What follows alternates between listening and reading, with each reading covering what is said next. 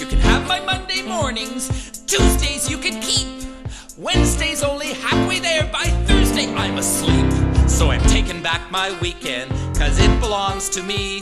From Friday night through Sunday I control my destiny. The weekend is here again, time to unwind. More than just a few days off, it's a state of mind. Weekends, yeah, yeah, yeah. Weekends, yeah, yeah, yeah. Weekend.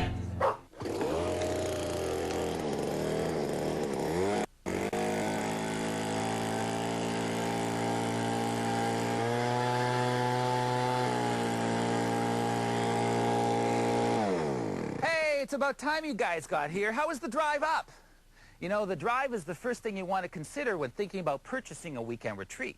Whether it's a chalet in the mountains, a cabin in the woods, or a lakeside retreat like my Hodgepodge Lodge here. The drive is what I like to call the butt factor. How long are you willing to sit on your butt weekend after weekend and travel to your retreat?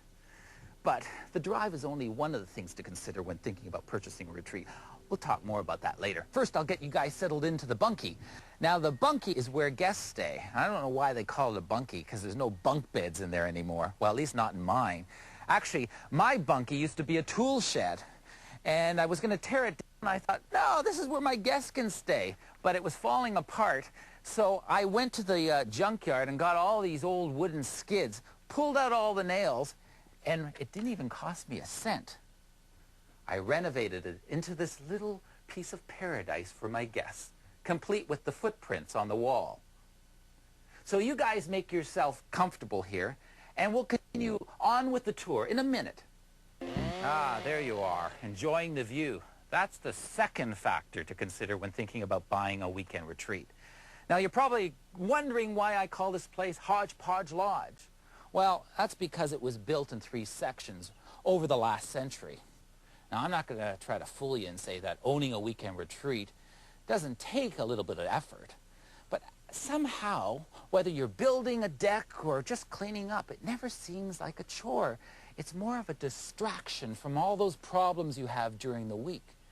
And before you know it, you'll be coming up to your weekend retreat and tossing your beeper and your laptop and your cell phone into the lake just to get away from it all. Ah! Oh. Ouch. That reminds me, the butt factor. Distance. Distance will influence not only your choice, but also your price of your weekend retreat. Now, 2 hours seems to be the norm. Now, a lot of people will say, oh, my place is only 2 hours away from the city. And they forget to tell you that it takes them 3 hours to get to the city limits. So it turns out to be 5 hours. So the question is, how much are you willing to spend, and how long are you willing to travel for a piece of paradise?